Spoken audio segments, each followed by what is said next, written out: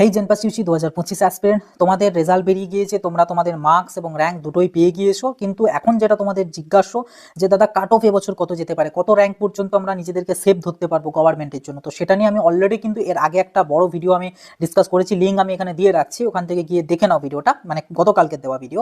এবং আমি এর আগেও আমি তোমাদেরকে যখন একটা কাট অফ ভিডিও দিয়েছিলাম সেখানে বলেছিলাম কত কি যেতে পারে, এবং তার থেকে আরও অনেক কম যেতে চলেছে। তখন অনেকে বলেছিল যে দাদা এত কম যাবে না, বাট আলটিমেটলি আজকে তারাও বুঝতে পারছে, কিন্তু আনফর্চুনেটলি ওর থেকেও আরও কম যেতে চলেছে।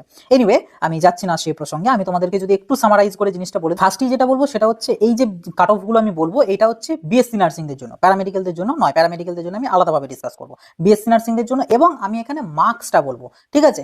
যে মার্কসটা বলবো সেই অ্যাকর্ডিং র্যাঙ্কটা তোমরা নিজেরাই ক্যালকুলেট করে নিতে পারছো, কারণ র্যাঙ্ক তো তোমরা পেয়ে গিয়েছো, তাহলেই বুঝে যাবে। তো আমি মার্কসটা বলবো, ওকে? এবং এখানে আমি যেটা বলবো, দুটো মার্কস বলবো। একটা হচ্ছে সেফ ফর গভর্নমেন্ট কলেজ, মানে গভর্নমেন্টের জন্য একদম সেফ। আরেকটা মার্কস বলবো, সেটা হচ্ছে গভর্নমেন্টের জন্য বর্ডার লাইন, মানে গভর্নমেন্ট পেলেও পেতে পারো আবার নাও পেতে পারো, কিন্তু মা শারদা মাতৃভবনের জন্য সেফ।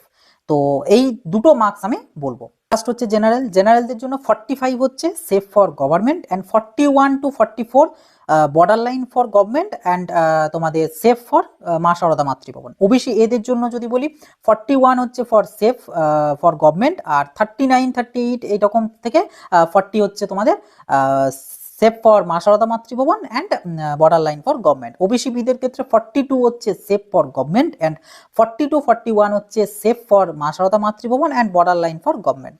এসসিদের ক্ষেত্রে 38 হচ্ছে তোমাদের safe for government, and 36 to 38 বা 35 to 38 এরকমটা হচ্ছে তোমাদের safe for Ma Sharada Matribhavan and borderline for তোমাদের গভর্নমেন্ট। এসটিদের ক্ষেত্রে 28 হচ্ছে safe for government, and 26 to 28 এটা হচ্ছে তোমাদের safe for Ma Sharada Matribhavan and borderline for government.